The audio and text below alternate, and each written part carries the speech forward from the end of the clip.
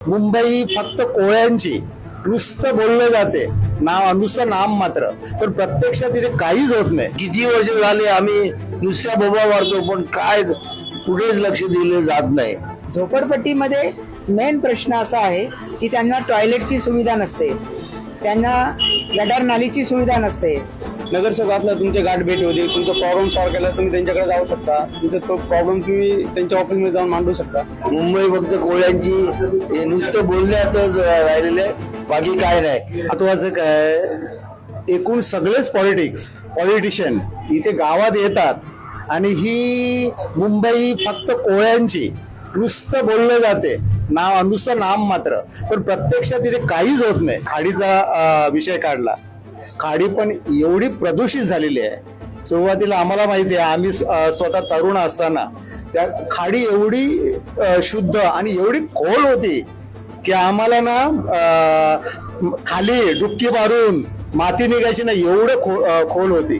जे येतात, ज्यांचं सरकार असते ते नुसते आम्हाला आश्वासन देत असतात. नाही, पण ही एक सत्य परिस्थिती आहे की आमच्या खाडीतला गाळ हा काढला जात नाही. आमचे जे बाजार वगैरे आहे ते जास्तीत जास्त विकून बाजूला होत चाललंय. गव्हर्नमेंट क्राफ्ट मार्केट सारखं आमचं मोठं मार्केट आहे, ते पण कोणाला लीजवरच दिलेलं आहे ते, आणि आम्हाला दुसरीकडे ढकलण्याचा प्रयत्न चालू आहे त्याचा. कारण किती वर्ष झाले आम्ही नुसत्या बोबा मारतो, पण काय कुठेच लक्ष दिले जात नाही.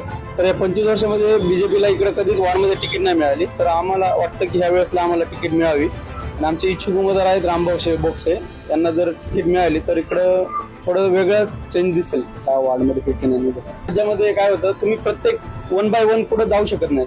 नगरसेवक असला तुमचे गाठ भेट होते, तुमचा प्रॉब्लेम सॉल्व्ह केला तुम्ही त्यांच्याकडे जाऊ शकता, तुमचा तो प्रॉब्लेम तुम्ही त्यांच्या ऑफिसमध्ये जाऊन मांडू शकता.